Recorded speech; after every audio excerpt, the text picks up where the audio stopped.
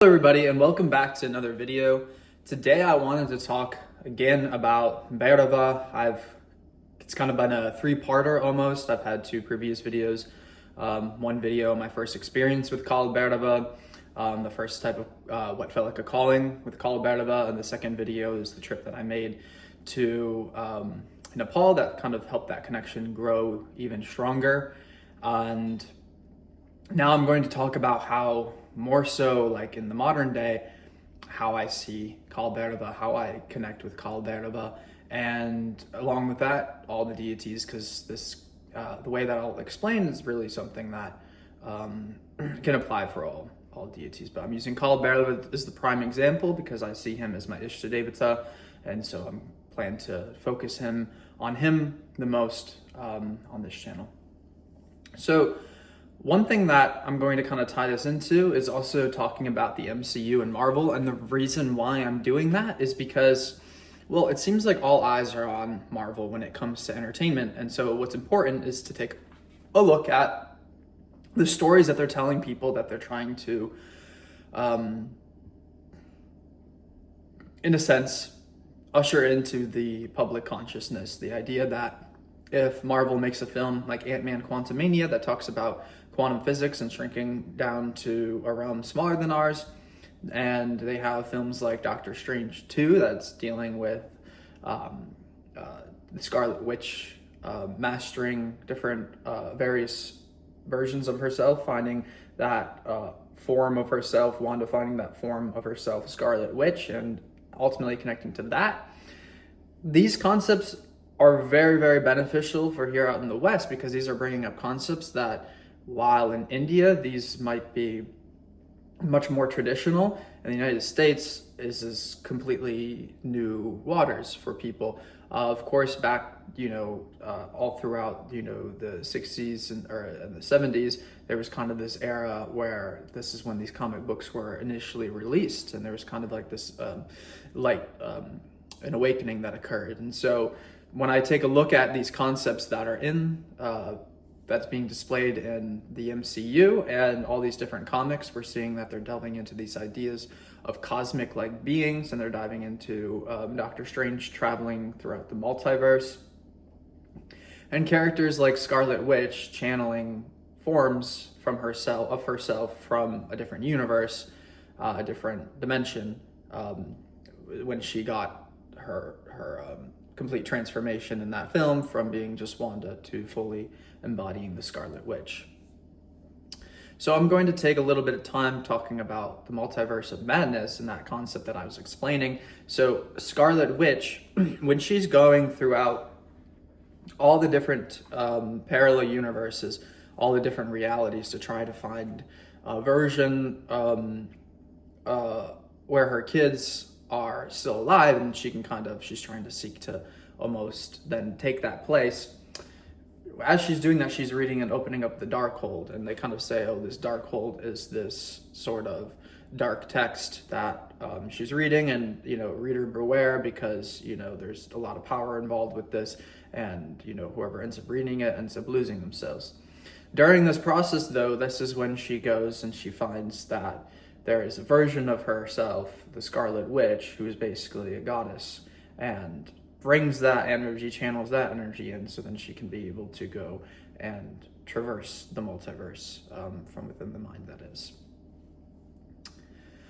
And if we go then take a look at Doctor Strange's arc, he kind of even has this arc where he's traveling the multiverse, and then there comes a point where he's battling himself, and he realizes in this moment that he needs to be able to, he's trying to defeat himself from this other universe so he can gain the powers to basically possess the body of himself from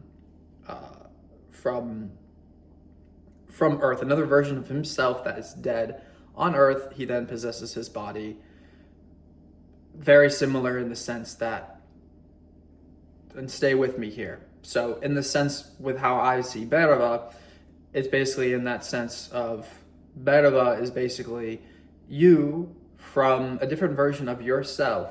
If we basically take this whole being as being one version of myself, and me being the consciousness that's within, that's observing all of these different lifetimes.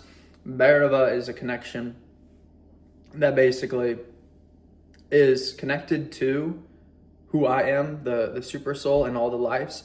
Bhairava is one of those lives, and he can either be seen as the first life or one of your last lives towards the end, before you reach the heaven, you actually reach the union with God. Bhairava being Dharma protector of the Dharma, and protector of spiritual knowledge, and protector of Dharma just means that, you know, things are carried out the way that they're supposed to be carried out, and there's not an imbalance in the universe. It's about ensuring that there's everything is equally balanced with both good and evil.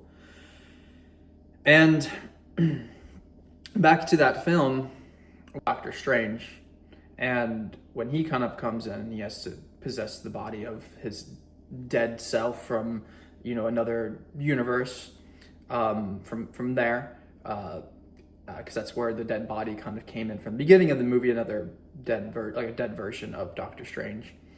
But in that sense, it was basically him. He has to use this dark hold power, which to me felt like the idea of tantric yoga, which is in a sense is the dark side of yoga, but needs to be used in order to protect given situations. And so he was willing to go in and do that, possess part of himself, kind of in the sense he was that Shiva that made her realize what she was doing. What are you doing? You're going to hurt this innocent child. And yeah, so I think that what we're seeing, and why I'm explaining this, is that there are definite parallels that are in the MCU with the Hindu cosmology and those concepts. And what I would say there is, it's not necessarily specifically they're borrowing from Hindu concepts. These are universal concepts. So it's interesting that we're kind of seeing that being ushered in. But, you know,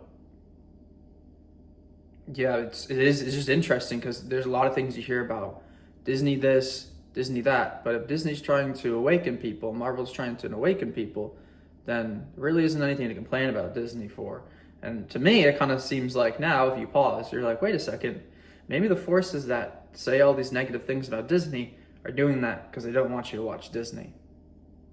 And maybe they're afraid of that. They're afraid of people realizing their true potential, realizing their true power, seeing these superheroes as themselves and being like, I am super, or being able to at least see these films and connect with a different version of yourself from somewhere else, gain those skills and abilities, and apply that to your life here. I think that's something that ultimately is very feared in the US, because of people realize that, oh, I don't need to seek out in the external in order to gain experience.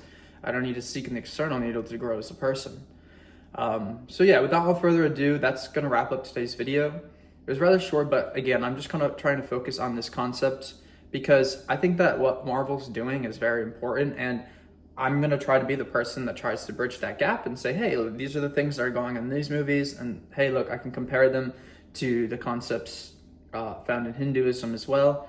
And the reason why I'm doing this is because I think that this is a good way to slowly educate and bring that culture and that understanding to people. I think Marvel's been doing it by making people more interested in these cosmic ideas, by having the villain in Loki talk about how he's not afraid of death because of reincarnation, that end scene.